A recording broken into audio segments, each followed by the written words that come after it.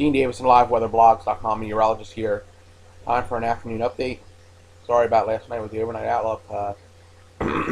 With the weather, they got the internet access was very sketchy, so it was hard to get a blog out last night. Sorry about that.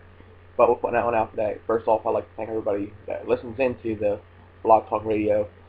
We enjoy it as much as you enjoy listening in, so thank you. We got wind chill advisories all in the Midwestern area. We got blizzard warnings still in effect here around Chicagoland. I had over 2 feet of snow in some areas, the winds, stranding drivers. It's been crazy in Chicago. We also now have wind advisories, a high wind issue here, and that includes Roanoke. We'll go into that momentarily. We got winter storm warnings here in the interior Northeast, and still an ice storm warning here in New York City, but everything is coming to an end at that point. Alright, 11 a.m. temperatures, 46 Hot Springs, 54 Lewisburg, 46 Bluefield, 44 Whitfield, 41 Bristol, 46 Galax, 50 Martinsville, 58 Danville. You can see where the warm air, where the front's going to be sitting across, as we get that warm air kicking out in front of it. And it's nice and warm here in Roanoke. I would say it probably went up, it's probably about 55, 56 now in this area of Bedford County, east of Blue Ridge. Have current temperature of 56 degrees, so it's beautiful warm air. It'll last for most of the day before we get that wind kicking in, and that's going to be a major issue. We get the northwest winds kicking in after the front, and that'll cool the temperatures down probably to around 31 by the time it gets 8 or 9 o'clock tonight. We almost got 60 here in Danville. National temperature, you can see we got a huge cold air area kick in here. Huge cold area. Indianapolis 0, Billings 0, -8 in Denver, -2 Santa Fe, 6 Tulsa, and 25 in Houston, Texas by the ocean. I mean, we're talking about 32 in New Orleans. I mean, this is cold, cold air, and it's entrenched into the Midwest, and the warm air in the East Coast will erode today, and we'll get into very much cooler air by weekend tomorrow. Here's a look at our wind advisory here through 7 p.m. back in the Highland areas. Gusts of 50 miles an hour.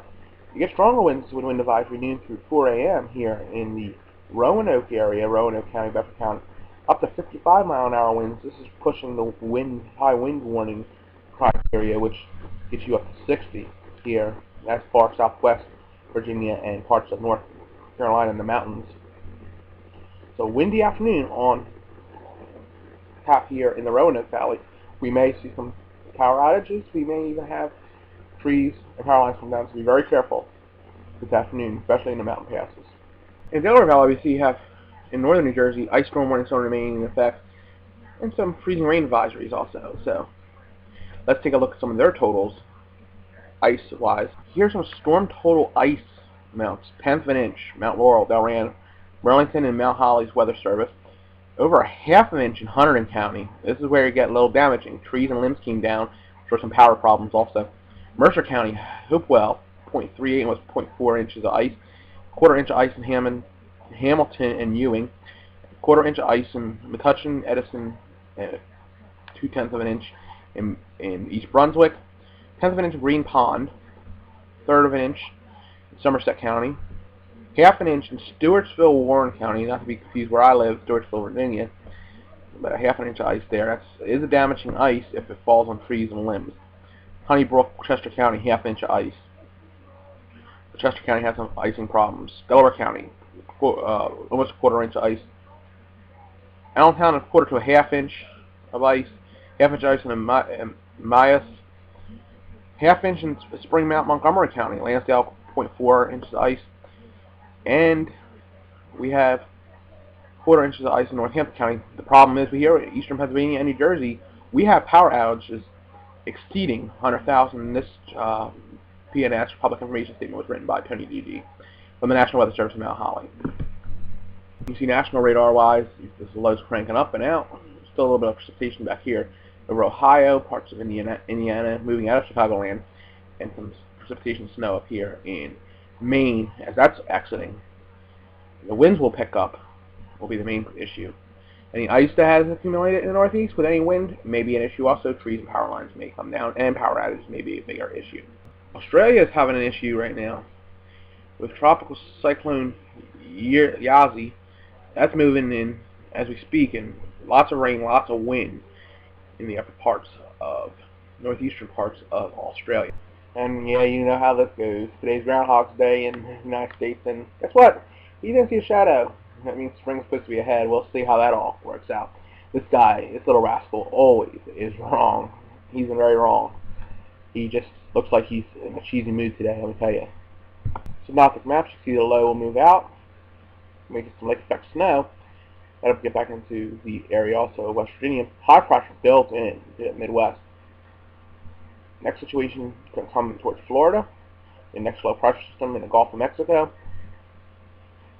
And that may be an issue for some light precipitation towards Sunday. We had a low here. We'll have a chance of light precipitation towards Sunday. Monday,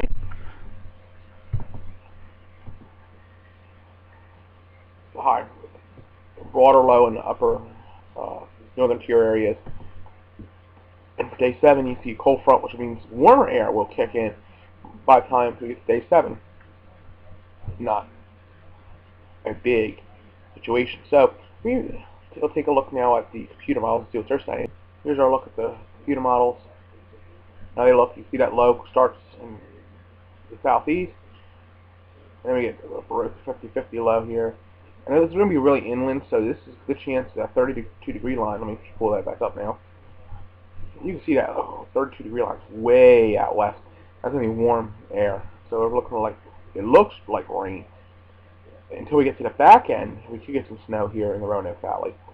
And in the back end also, you make some snow even in Delaware Valley before that storm moves off.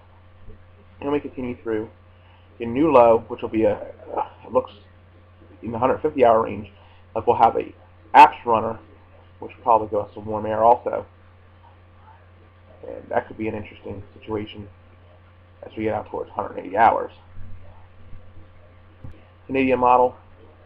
See what this is doing with that one storm we were talking about down in.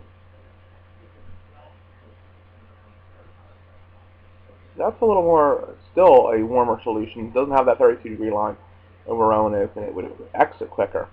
So it's going to be more of a trickier pattern. It looks to be rain to snow, especially with these models they're saying at this time. We'll keep an eye on it. It's been pretty consistent. We'll have to see how this all plays out. Roanoke forecast. Windy this afternoon, 55. 26 tonight with windy. Up to 55 miles an hour winds. We have a wind advisory out, which will bring that winds close to 55 miles an hour in gusts.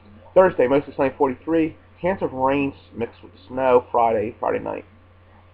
Saturday, it's looking more like rain at this current time. We'll see how it all works out. Triad region, 28 tonight. Winds subsiding, 43 Thursday. Rain Friday and Saturday with highs in the mid-40s. And Sunday, 52. And sunny. And in the triangle, 30 degrees tonight. That's a wind subside, 44 Thursday. Rain likely Friday and Saturday. Highs in the mid-40s. Lows around freezing. And 54 on Sunday.